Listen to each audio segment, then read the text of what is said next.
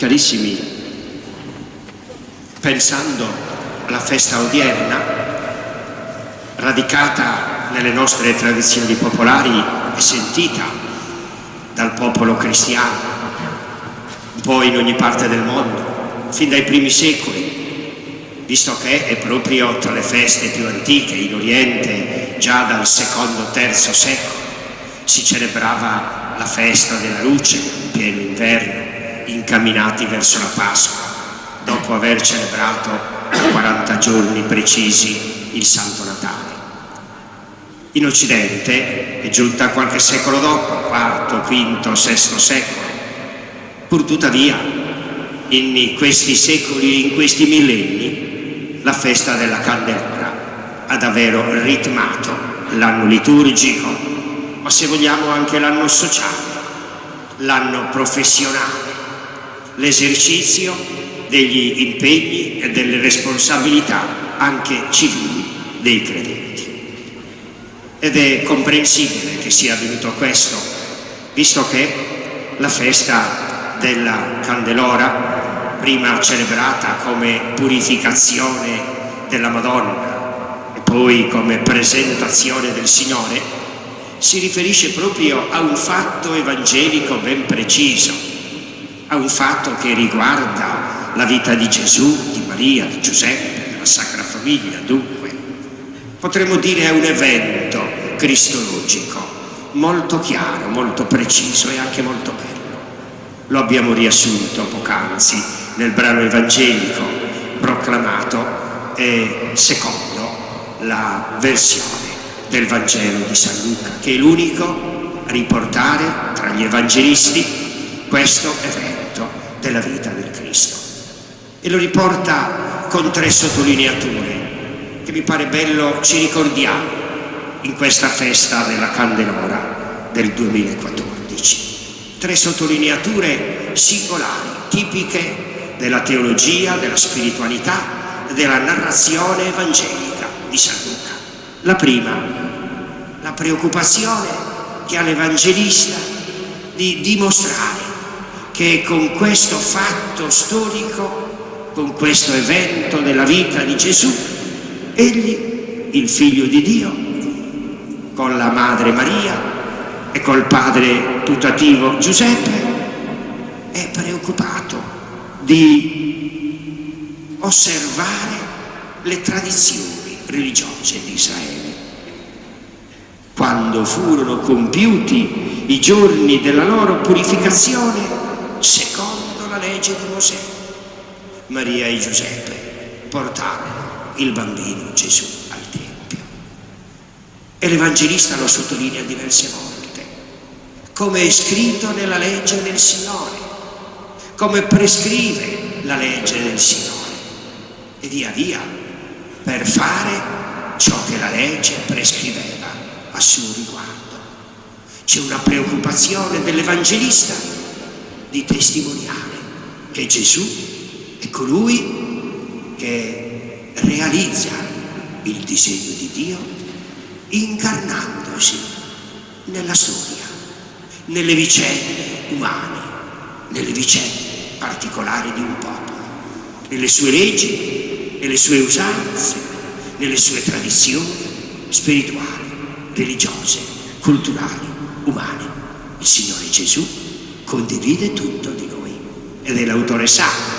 Nel passo della lettera agli Ebrei, ascoltato nella seconda lettura, e ce lo ha ricordato.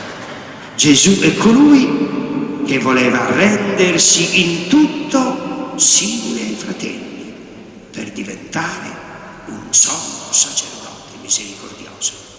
Bello sentire nella festa della Candelora che celebriamo la grandezza del Cristo che condivide in tutto la nostra natura umana, che fa diventare grande, preziosa, degna la nostra storia, la nostra vita umana, le nostre persone.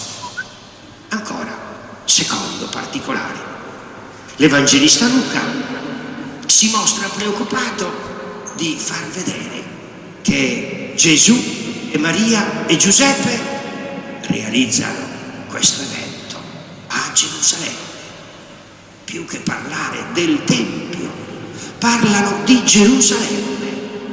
Portarono il bambino a Gerusalemme per presentarsi al Signore. E ancora subito dopo, ora a Gerusalemme c'era un uomo di nome Simeone. E ancora più in fondo Dio parlava, la profetessa Anna lodava Dio e parlava del bambino a quanti aspettavano la redenzione di Gerusalemme.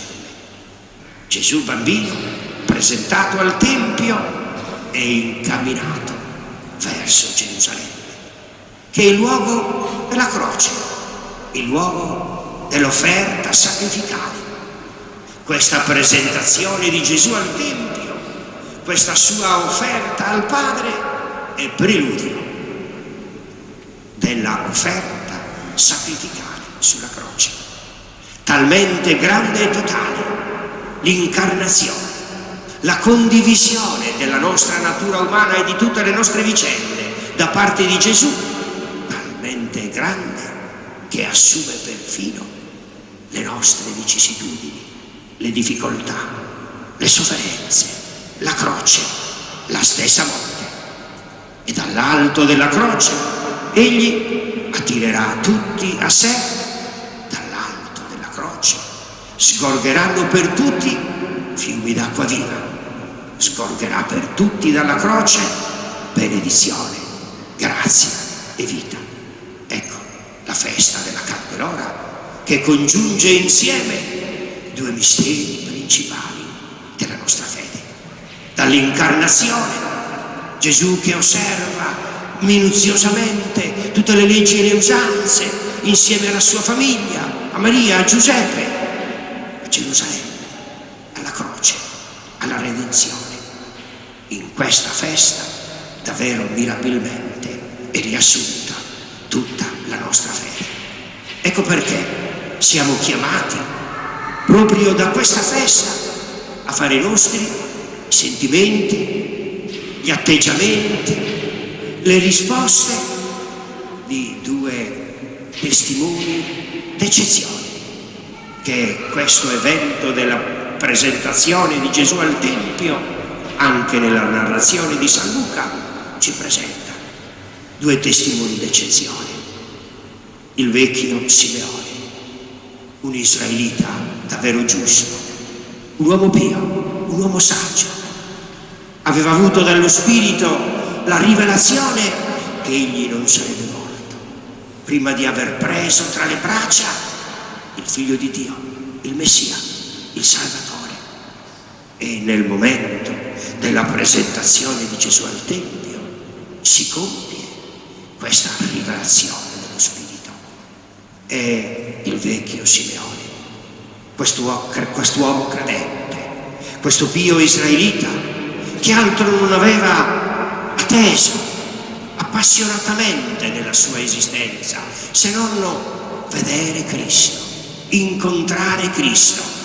Ora può davvero abbandonare l'esperienza terrena, può chiudere i suoi occhi, può tornare alla casa del Padre.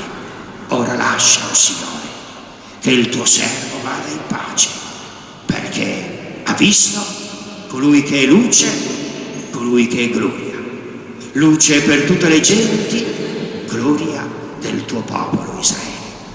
Ecco la risposta che ogni vero credente deve dare: ardere dal desiderio di incontrare, di conoscere, di servire, di amare, di testimoniare Cristo fino al dono della vita, come il pio e vecchio Simeone e come la profetessa Anna, una persona anonima, una persona qualunque, un'anzianissima donna che dopo aver vissuto per 7 anni la vita del matrimonio, rimasta vedova fino a 84 anni, non si allontanava mai dal Tempio, servendo Dio notte e giorno.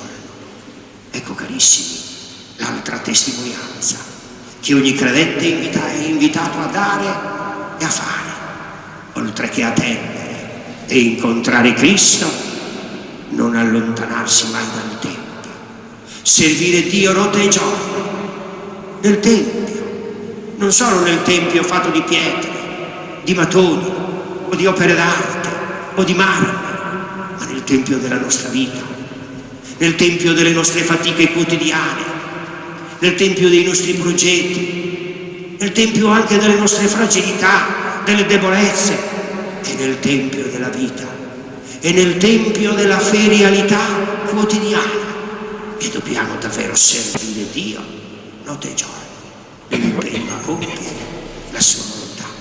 E in questo modo che davvero viviamo e vivremo in pienezza la festa della presentazione del Signore.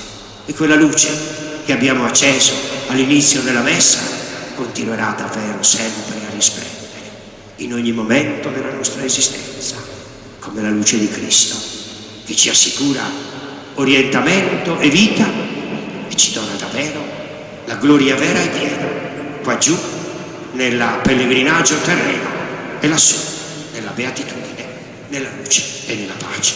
Così sia lodato Gesù Cristo. E a me la salus.